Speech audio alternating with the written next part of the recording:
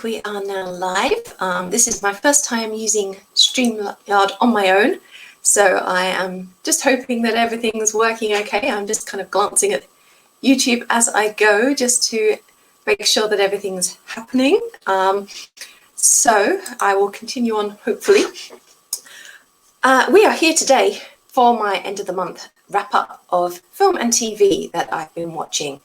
So these are all the films, TV series that I can't even speak today, series that I've watched during the last few weeks, whether on TV, DVD or streaming. I'm going to kick us straight off and talk about films. Now the films I've been watching over the last few weeks have come mostly from SBS On Demand and DVD. However, there are also I think one from Netflix. Yes, one from Netflix. So I might actually just start with the Netflix one, just as it's all on its own. And this one is called Blame, and this was an animated feature-length movie based on, I believe, a manga. It's just something that jumped out at me when I was looking through the list on Netflix of what to watch, and I ended up really enjoying it. It's kind of a cyberpunk story set in a future world where almost a bit Terminator-like, machines have kind of taken over. We had them doing all these jobs for us, but then we lost a vital DNA component of some description, which allowed us to communicate with them. And so once we lost that, the machines then saw us as a threat and started to eradicate with humans. I really enjoyed the premise. I thought it worked well. I liked the animation. I liked the characters. And this is definitely something that I would consider reading, or I don't know if they did an anime, but I'd definitely be looking around to see if there's anything more on it, because it was an enjoyable story. I'm going to get rid of this little banner now. There we go.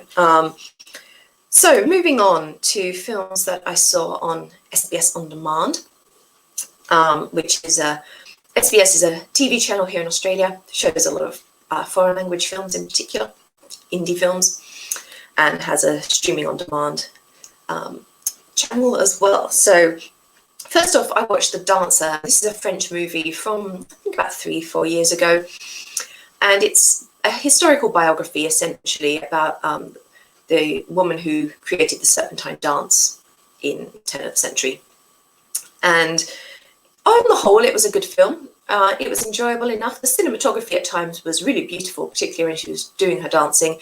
There's a little bit of a rivalry story going on between her and one of her proteges, and it was okay. It just didn't completely grip me. I was kind of doing other things as I watched, and that worked out okay. I didn't feel I wanted to stare at it the whole time. I just kind of glanced up and glanced down. And if you're into historical biography type films, it might be worth watching, and if you like dance as well. But it's probably not one that's going to appeal to everyone. It's fairly slow moving. Next up, I watched a Japanese film, which was a Japanese take on King Lear, set in a sort of feudal era Japan. It was called Ran. This was a really long movie. And this is another one. I enjoyed it. And I did have to watch this one a little bit, because unlike French, where I can understand it just from listening, I did need to look at the subtitles for the Japanese. But I was doing other things a bit as I watched as well. Partly because being King Lear, I did sort of know the story, so it wasn't too much of a hassle for me to glance down now and then. But it was a really interesting take. I thought that their interpretation worked well. Could have done maybe with being a tiny bit shorter, but who knows. Anyway, if you like sort of very different Shakespeare interpretations, then this is definitely one to check out. Sticking still with the historical film side of things, I watched Belle, which I think is also based on a true story, about a young woman who's she's a mulatto, essentially. Her father, who's a British officer, brings her back to look after her in England, and his family object at first, but eventually grow to like her. But she has many difficulties in society because of her mixed heritage. And I thought this was nicely done. It was a very sumptuous period piece, and if you're into that kind of thing, definitely worth watching. And finally, the remaining films that I watched on DVD. So As you all know from my previous streams, the last couple of months I've been getting into anime, and I'm particularly fond of Death Note. And I've now moved on to some of the live action Death Note interpretations. So last night I watched Elle Change the World, which was a spin-off film. There's a novel as well that I've got coming. And it's basically, the premise is that Elle, after his name ends up in the Death Note, he's got 23 days to live, and a case comes up with this potential virus that could wipe out humanity. And he ends up having to try to solve it within those 23 days before he dies. Look, on the whole, this was enjoyable. It had a good premise. It was fun. It did lack something, I think, and I think what it lacked was that interaction between Light and Elle, which is really what makes Death Note work so well, that rivalry between them as they try to outdo each other. And obviously with Yagami Laito gone, that didn't exist. And Elle's opponent this time just wasn't quite of the same caliber as Light. But it's still really enjoyable, and if you like the Death Note world and characters, then it would be worth watching.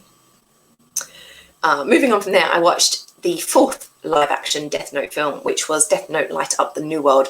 So this is set post-Death Note, essentially. Yagami Laito and Elle are gone, but there are still Death Notes around in the world.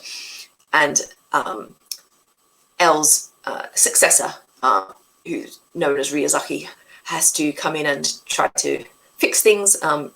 Meanwhile, someone's trying to carry on Kira's work. And I thought this worked quite well. There was plenty of action in the film. We saw a few return characters such as Ryuk and Matsuda. So yeah, again, it's probably not going to appeal to everyone, but fans of the film should find something, or fans of the original Death Note should find something that they'll appreciate and enjoy in it. I certainly had good fun watching it. And finally, I watched the live-action movie of Black Butler. So this is, I've been reading the manga, and I've got the anime here to watch, which I will be talking to you all about at the end of next month, I'm sure. And I came across the live-action film, decided to give it a go. I really enjoyed it. Now, it's not an exact version of the manga and anime, it's set with one of Ciel's descendants, rather than Ciel Phantom Hype himself, but still Sebastian. And I mean, Mizushima Hiro, absolutely gorgeous as Sebastian. I thought he did a really wonderful job. He was just brilliant. I liked the look of the film. I thought the plot worked well. And again, it's one of those things, if you're a fan of Black Butler, I don't know. I mean, some fans might get upset that it's not exact to the manga, but that doesn't worry me at all. I thought as an interpretation of the story and characters that it did work well, and it's one I could definitely rewatch and still enjoy time and time again. Some great moments. And yes, Mizushima Hiro, awesome. So moving on to TV then.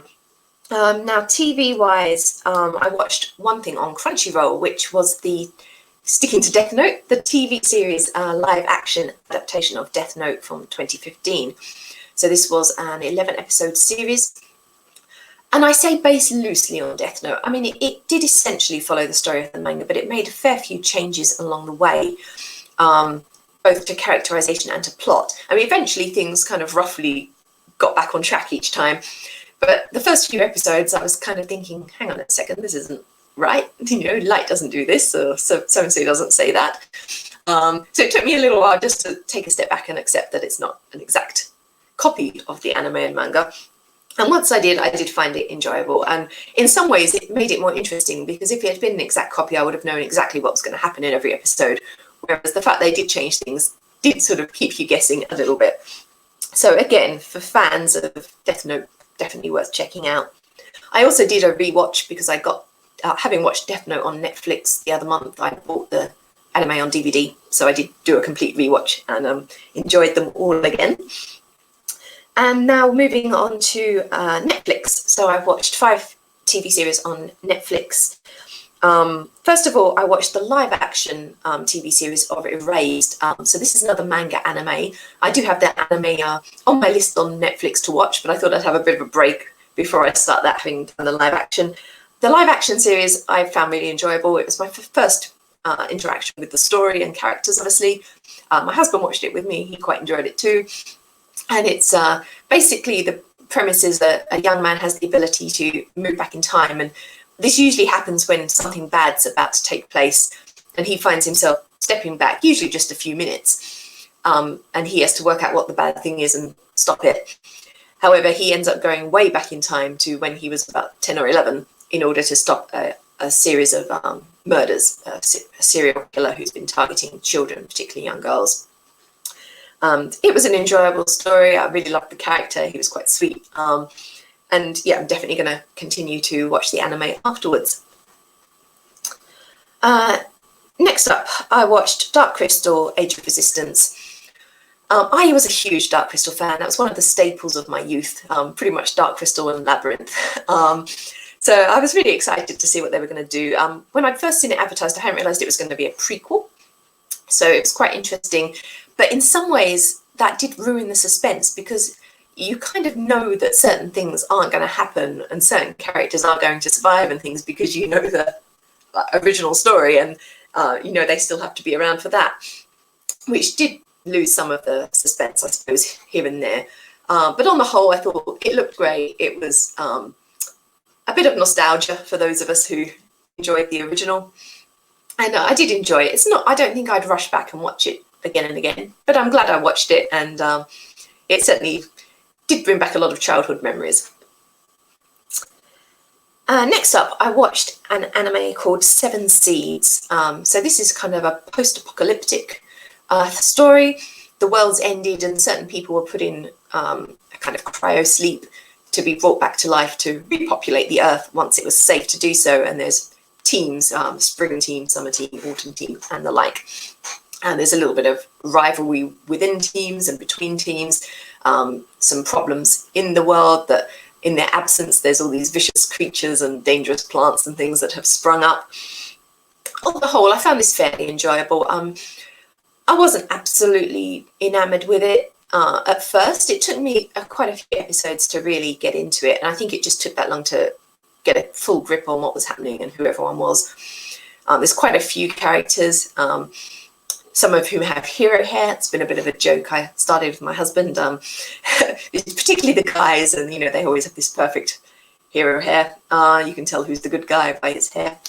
But anyway, it's enjoyable. It looks like it's going to continue on in the future. The story didn't completely end, and I would definitely continue watching it when it does to see what happens next to the characters. And the final two, more anime. And these two I wasn't quite so enamored with. Devilman Crybaby I watched, which I kind of like the premise, but at the same time, I never really fully connected to the characters or felt any great depth of affection for them as I have for, say, Death Note, Black Butler, and that. It was okay. It had some good moments, but it's probably not one I'd ever rewatch. And the same goes with Kabaneri of the Iron Fortress Battle of Unato. I think one of the issues with this one for me was that I have no background, and this is obviously a kind of spin-off from the main story, I would say. Don't quote me on that. I haven't really looked into it, but we kind of seem to jump into the action without any background, and it does look like there has been previous anime series and mangas and things which probably did explain all the stuff that it took me a while to pick up. I did like the characters, and when I kind of got the gist of the idea, I did enjoy it. But again, I just wasn't absolutely madly in love with it. So it's not one that, I mean, if one of the original series comes up, I'd maybe watch it just to get that background. But I wouldn't rush to rewatch this one, if you see what I mean. So that was my watching for September. I didn't actually go to the cinema again. There wasn't anything majorly on. There were one or two things I kind of wondered about, but wasn't that fussed about going. So I decided to give it a miss this month. But I'll see what's happening. I haven't actually looked ahead to see what's coming in the next few weeks. But if there is something, I will definitely get in there and give it a go. And apologies, I've missed a couple of comments here. So thank you for coming and watching. I think I have seen Marianne. I haven't tried watching any of it, but I have seen it mentioned. So I will check that out if you recommend it. I'm not a big horror watcher, but I'll give it a go. And Oh yes, I mean, there's so much on Death Note. I'm actually thinking of doing a video soon where I talk about all the different versions, because there's the manga, there's the anime, there are 4 live-action movies, there's a live-action TV series, and there's the musical, and there's a German audio drama. So that's all the stuff that's happening with Death Note. There's quite a lot, so I am thinking of doing a bit of a film just talking about all those different versions.